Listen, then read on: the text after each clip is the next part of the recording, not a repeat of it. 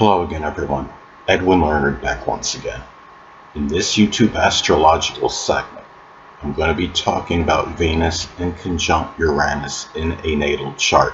Now, some of you may remember when I first started my YouTube astrology channel, I did a series on the aspects in a natal chart. They were a little bit concise. Some people may have referred to them as snappy, so what I decided to do is make another series on them in which the videos would be a little bit longer and more descriptive. So anyway, first thing up is, if you have Venus in conjunct Uranus in a natal chart, well, an adjustment, which is the inconjunct, may be needed between doing, what you enjoy and what you love, which is Venus, versus, pursuing your goals and aspirations, which is Uranus. You may emphasize one or the other too much to the expense of the other.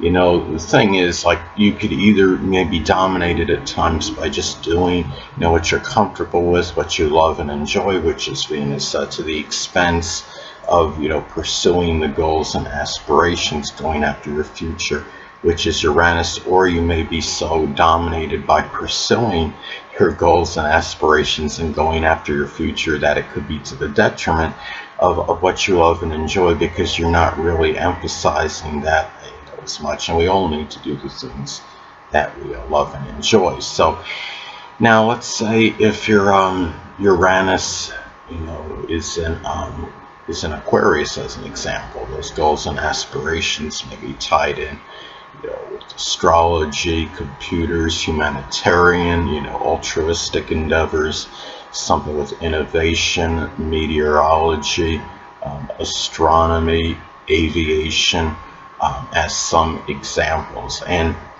the thing too is about this aspect is that you may either tremendously value, which is Venus, ingenuity and new technology at times, which is Uranus, or you may be completely apathetic regarding it, because when you have inconjuncts in a natal chart, that can be very extreme. Vacillation, distortion of energy. You could have a lot of energy doing one thing one moment, and then the next, not at all.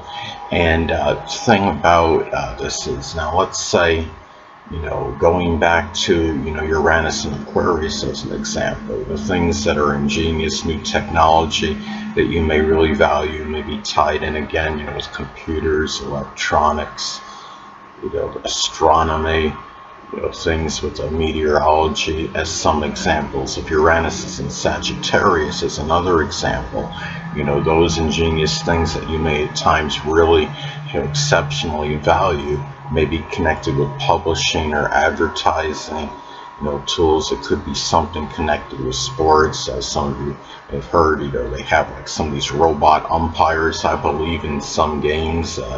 You may want to confer that on the internet, but I believe they do exist in some games, as some examples. So, the key is to find the balance and the equilibrium with this energy. Now, also, too, there may be a very strong, imbalance between, the activities, with your relationships, which is Venus, and then ones that involve, your groups, clubs, organizations, and friends, which is Uranus. And again, it could be where you're, dominated by one or the other. It could be at times where the activities with your relationships, including important friends, may monopolize your time to the expense of the activities with groups, clubs, organizations, your basic friendships. And you're to the point where maybe there you could be monopolized by the group related activities to the point where you're not devoting the time to your relationships as much as you should. Now, let's say if Uranus is in Capricorn as an example, those friends, groups, maybe with could be people in them, or the that are Capricorn, number of them may be, well, the groups themselves, maybe a lot of them, maybe a lot of older people, and then people that are mature, disciplined, structured. It could be business, career related groups, clubs or organizations. It may be ones that are tied in, say, with architecture or construction, accounting, dentistry, information technology, masonry, carpentry, as some examples. Now, another thing too is that friends, which is Uranus, might either have, this exorbitant effect on your self-worth, which is Venus, or there may be, none, whatsoever. So it could be times where, your friends, for positive or negative, may be strongly, play a, integral role in how you feel about yourself, which is Venus. Then other times they may not have any effect. If the effect is generally positive, then at times you may be really getting a lot of positive feedback from your friends, which does a lot in terms of your self-worth, your self-esteem, and how you feel about yourself. And other times it may just be completely non-existent. The thing is, let's say if Uranus is in Scorpio, as an example, the number of these friends, or one or more, may actually be a Scorpio sun, moon, or ascendant, or simply embody the characteristics of the sign. It could be, those, they're very, we could say supportive, resourceful, resilient, empowering, transforming. It could be those that are very incisive, probing, secretive, mysterious, but could also be, at times manipulative or vengeful as well. And also at times you may have this, tremendous inspiration, which is Uranus, for artistic endeavors, which is Venus at one moment.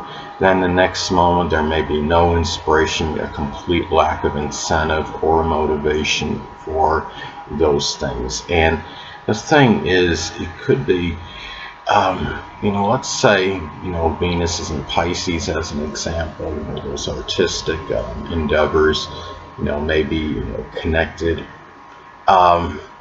with abstract art, fictional fantasy art. It could be art tied in with the boating, or boats, or the sea, or the ocean, things that are mystical, or even the metaphysical, which includes astrology.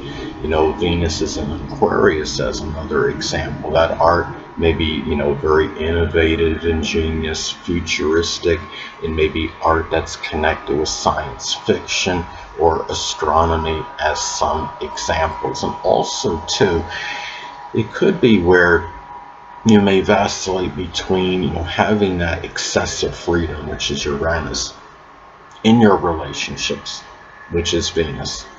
And then other times you may not have any, and you may be so, could be dominated by, the activities in your relationships where, we're to the point where you feel like, your freedom, your independence, ability to kind of roam and meander, what have you, is basically non-existent.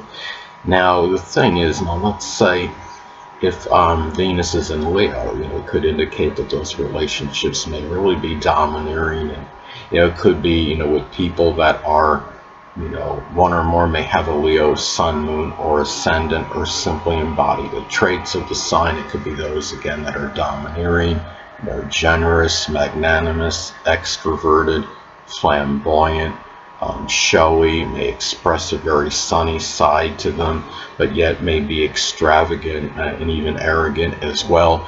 Now also too,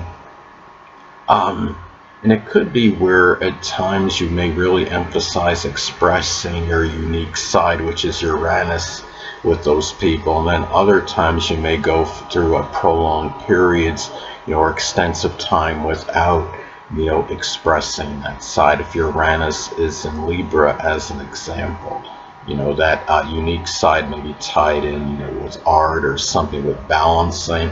Maybe you could be someone that likes to balance something on their heads from time to time, or what have you. But anyway, it could be, if Uranus, is in Sagittarius, it might be some unique, sense of humor, as another example. And the thing is, could also, This aspect may also indicate where you can go through prolonged periods where you find your peace, which is Venus, in group-related situations, which is Uranus. Then there may be extensive periods in which you feel like you don't have any, and there may be some constant strife or discord in them. Now let's say if Uranus is in Sagittarius, as an example, those groups may be connected with publishing or advertising or printing press operation. It may involve a lot of foreigners. It may be something sports related or something connected with the outdoors or camping or foreign travel, as some examples. Anyway, people, that'll conclude this YouTube astrological segment. Until next time, Edwin Leonard saying, stay well.